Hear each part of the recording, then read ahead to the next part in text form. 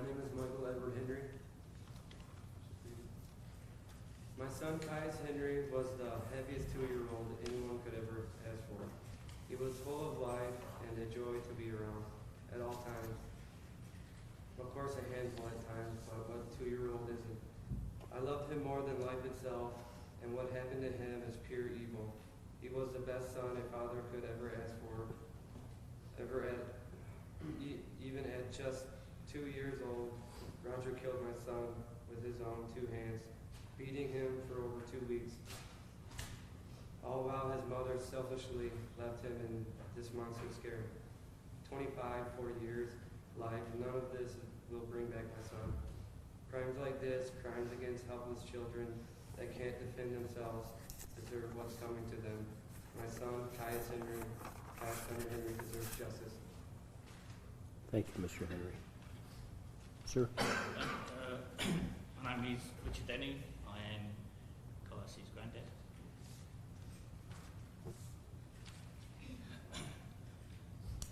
Every life is worth living, whether it lasts for a brief moment or for 100 years. Each of our lives is a good and perfect gift. Our relationships are meant to help us and others grow.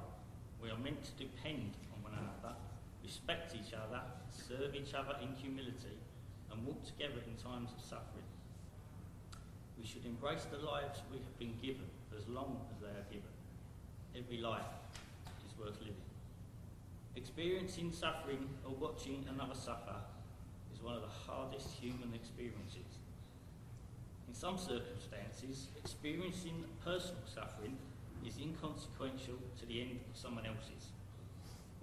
At the end of my grandson Caius's life, it was a blessing that he was taken so that his suffering would end. A suffering brought about by an extensive period of physical abuse, resulting in a catalogue of external and internal injuries, horrific injuries to be inflicted on anyone, let alone a 2.5-year-old baby. Seeing Caius in the hospital bed that night is a memory that will be with me for life.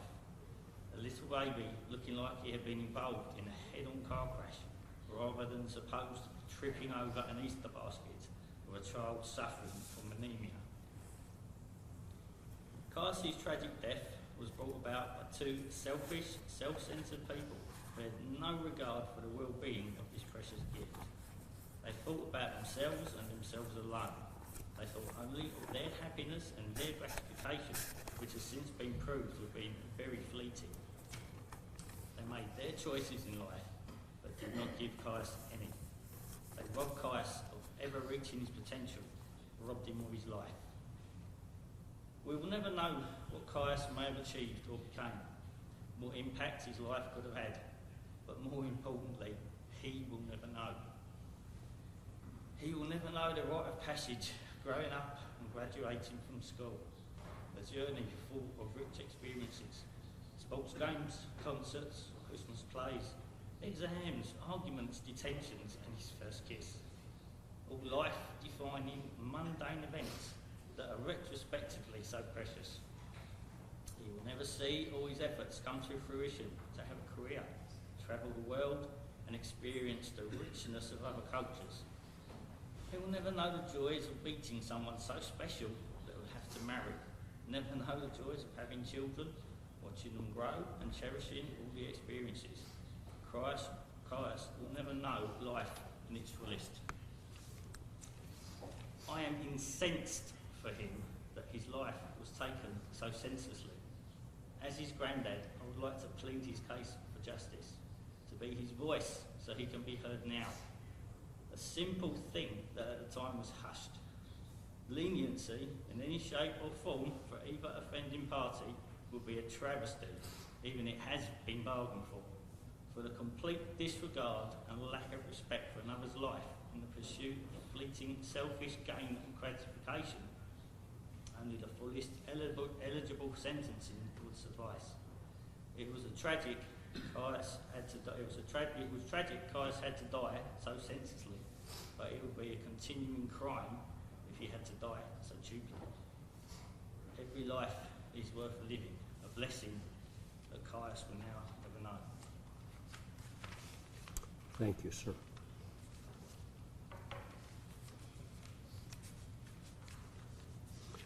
Do I have any other victims who would like to address the court? Judge, I believe Ms. Jordan Henry would like to address this.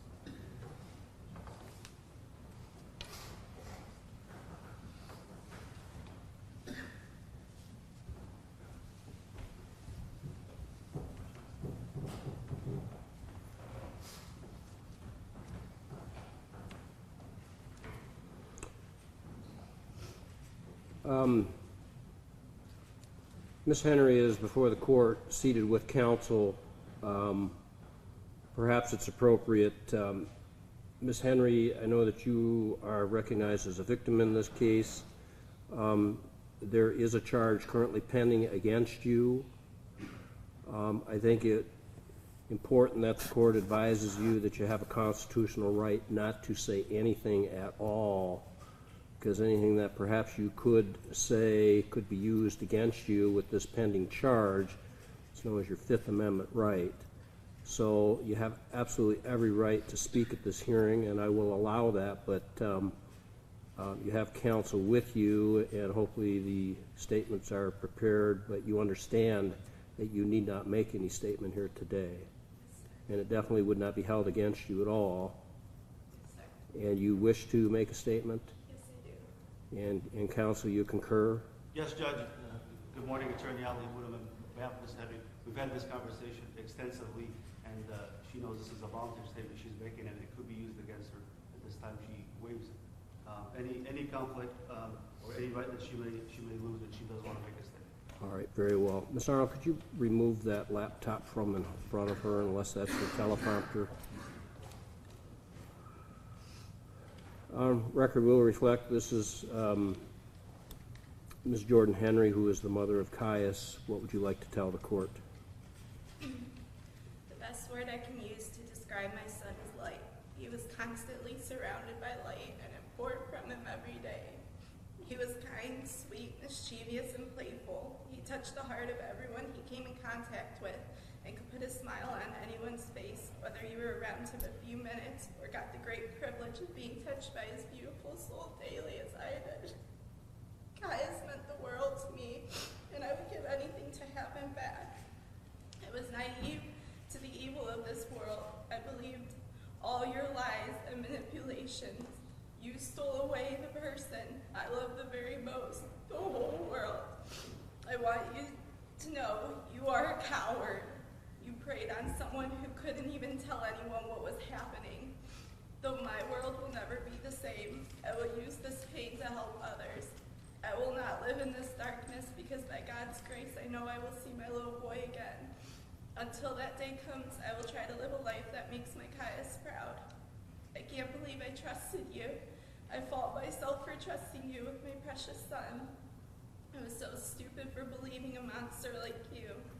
I was a single mother, and I thought you loved me and Caius. I thought with you, I could give Caius a normal family, something I couldn't do by myself. I fault myself for allowing you into my son's life. I should not have let you watch him. I should have known they were not accidents.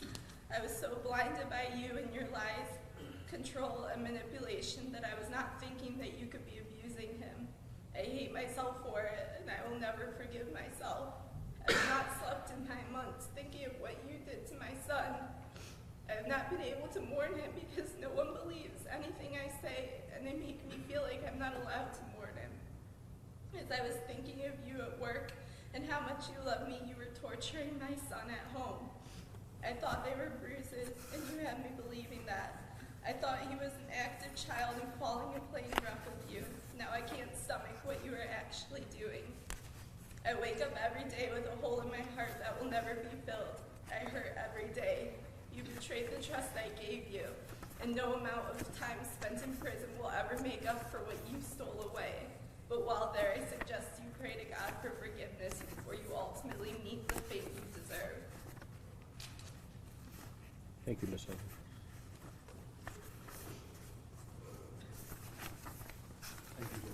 Thank you. Do I have any other victims who would like to address the court?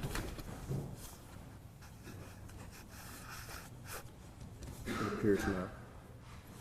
Mr. Kassar, if you and Mr. Schear would report back to the bench.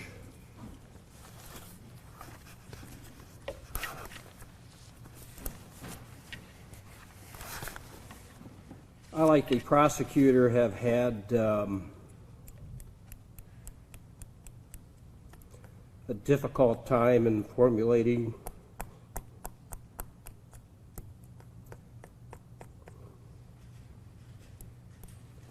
my comments for today. Oftentimes we say, you know, these cases make no sense. Why did this happen? It's nonsensical, but quite frankly, with everything that has been presented to me, what has taken place in this case has made a lot of sense from the letters that I have read and what I have heard today. I have been presented with several letters on Caius' side, which I have taken into account. This may sound corny, but Mr. Schear, I know that you will hear music or whatever in the prison system or later on in life. We hear it all the time, and I'm sure even Caius' family will hear the song by Kenny Chesney, "Who Would You Be Today?" You think of that boy every time you hear that song. I wonder who you'd be today.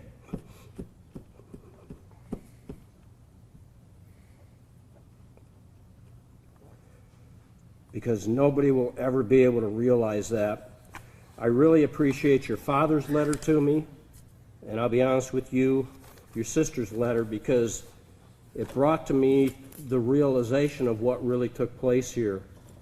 And I'm sorry to read this into the record, because your father put in here that you are more than likely going to be mad at him and the family for me stating this.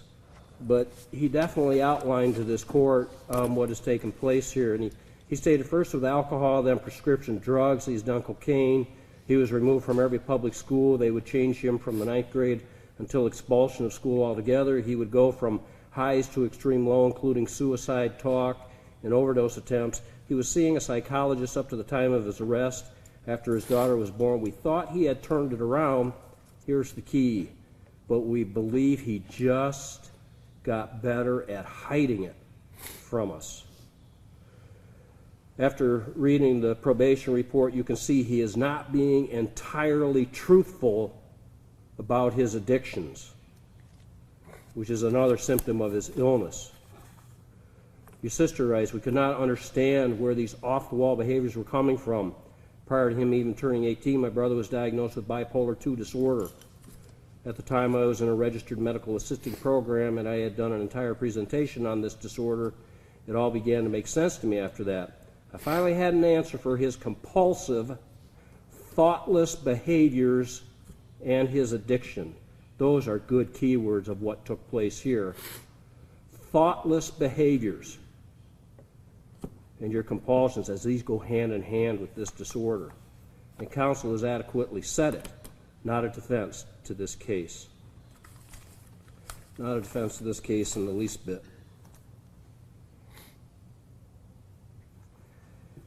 The pre-sentence investigation report contains statements that are from the defendant himself that were recovered in text messages describing in this court's judgment the terror and the hell that Caius went through. And it's in a span of less than 1 month. And while I need not necessarily state this, this is so very important that this be put out there so that people can have an understanding as to what really took place. And I quote from the pre-sentence investigation report, "Text messages recovered from 4/9/2015 and 4/14/2015 from Roger to Jordan," and that's in reference to the victim's mother, show Roger telling Jordan that Caius fell off his back, causing him to hit his head. Roger stated, "The aftermath looks worse than what it was." He further wrote, "I was playing with him, tossing him, and we bit the dust running. It was fun. But I noticed this morning when he was helping me get ready for work all kinds of new battle marks and he need to heal. Roger continued to tell Jordan that he and Caius were wrestling, bouncing all around and doing elbow drops. Jordan responded by sending a text message, "Yeah, he's got a few new ones." Roger responded by stating, "I know exactly what that's from. He was throwing a fit and tripped himself up going into the corner, and I had this one hand, and needless to say, his other hand didn't catch the corner, his forehead did. I guess textured walls aren't always good." On 4/20/2015, Roger sent a text message to Jordan stating that he was playing on the bed with Caius, and Caius hit the wall. Roger stated Caius didn't cry. Later in the day, he texted Jordan stating, "Okay, because I fucked his eye up, ha ha ha." He also wrote, "Well, he did kept yelling ninja ninja and running at me, and I flipped him over my back and met the wall on top of a bouncy ball, ha ha ha. But I swear we're having great time, he just took massive shit, ha ha ha." Jordan responded by saying, "Who's glad I'm not there to clean up, but no more bruising eye, that eye, laugh out loud. No more bruising ice, that eye, I'm sorry." Roger then wrote, "His face looked so bad, ha ha ha ha, but once you see what happened, you'll say, oh fuck, but his legs are clearing up." Roger also wrote to Jordan, "He got his first corner timeout just now. That's not bad, was good all day, never cried, even when he fucking smoked the wall and should have."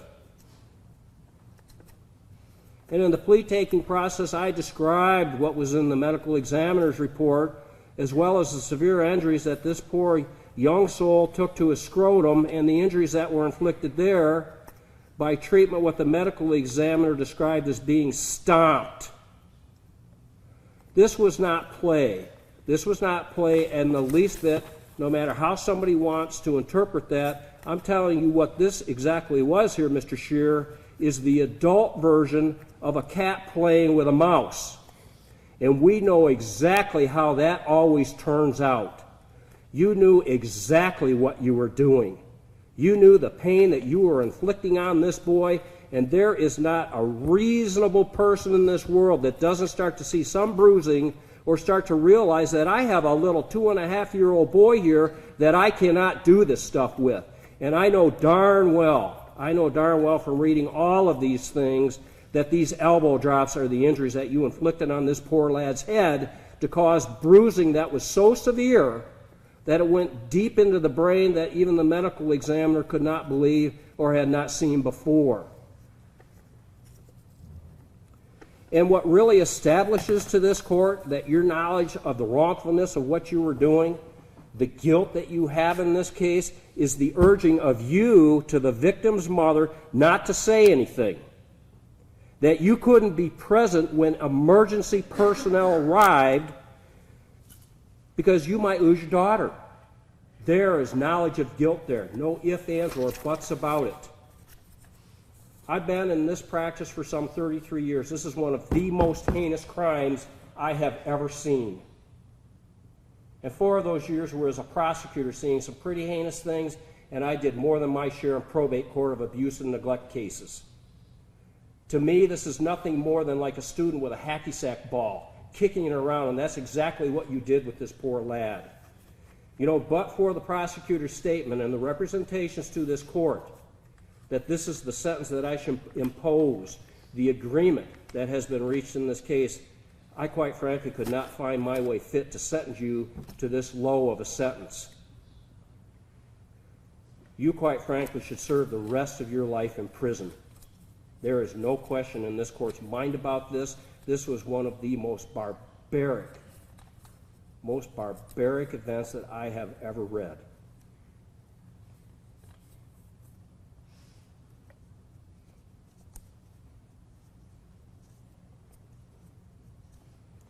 You know, we judges are not supposed to personalize things, but this is an event that I will think about every day of my life.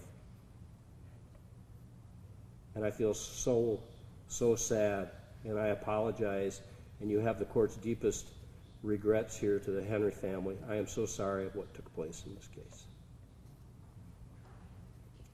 Quite frankly, Mr. Schear, I don't even know how you could describe yourself as a human. Guideline scoring in this case is 270 months to 450 months on the minimum end. That's 37 and a half years on the minimum range. I'm going to be honest with you, I seriously thought about rejecting the sentence agreement. I really did. Again, I'm not so sure that even the family is comfortable with it, but I just hope that this gives them some closure.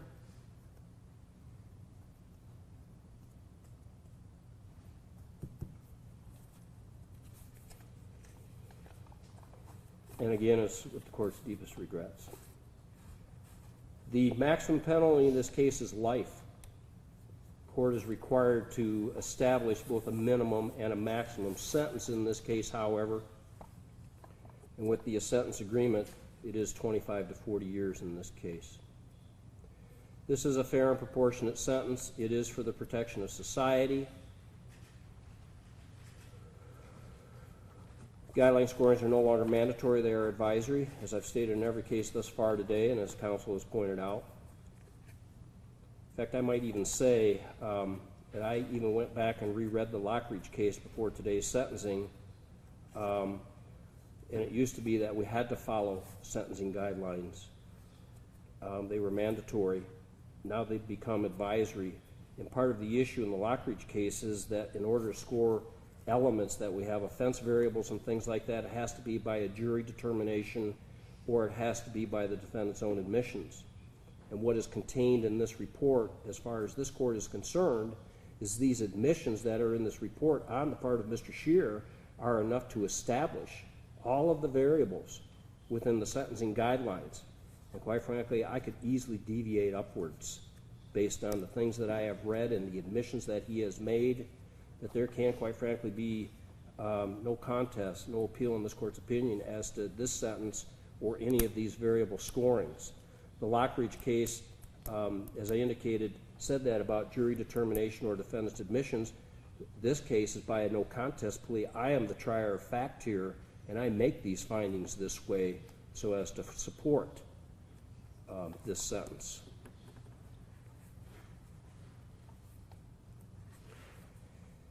In that this has the concurrence to a degree with the victim's family, I will state then that the court will make this a finding that this is a reasonable sentence. And that is what is required under the new case law as it is established.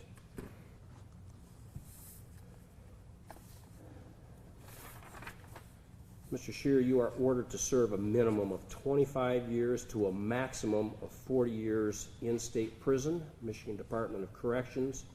You are given credit for 211 days served.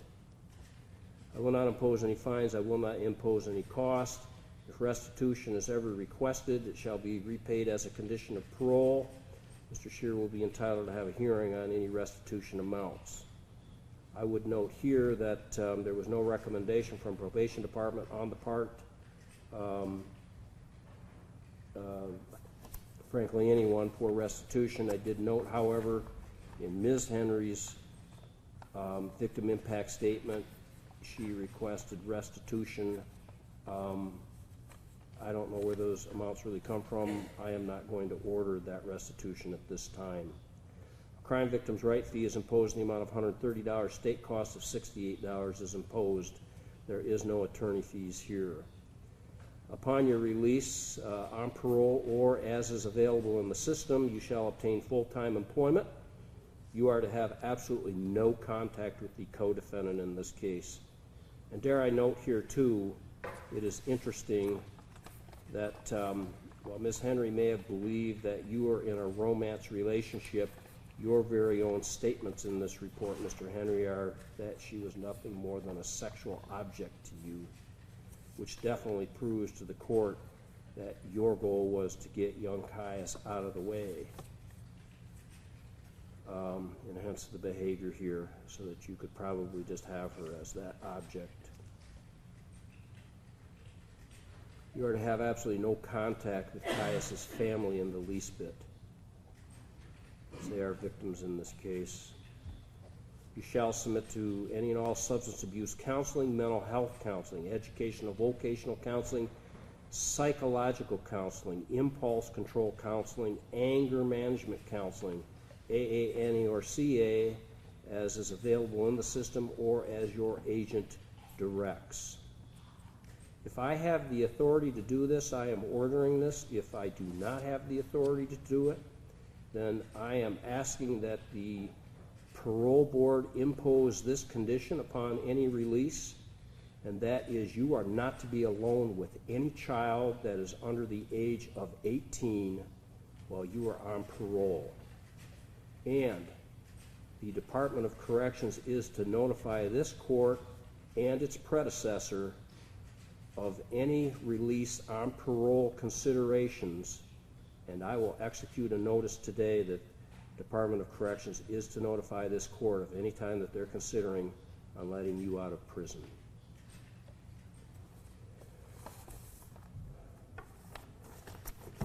If you are entitled to any appellate review of your conviction and sentence with this court, you are entitled to have the assistance of an attorney help you perfect that appeal. If you cannot afford to hire an attorney and you request one, the court will appoint one for you at county expense. You have been given forms to sign, Mr. Schear, which explain those appellate rights as well as how to obtain the attorney. You have 42 days from today's date to submit that request to the Monroe County Court, not to this court, should you seek to appeal portions of your conviction and or sentence that the law may entitle you to. Did you receive those forms and execute the receipt? That's it, ladies and gentlemen. Thank you.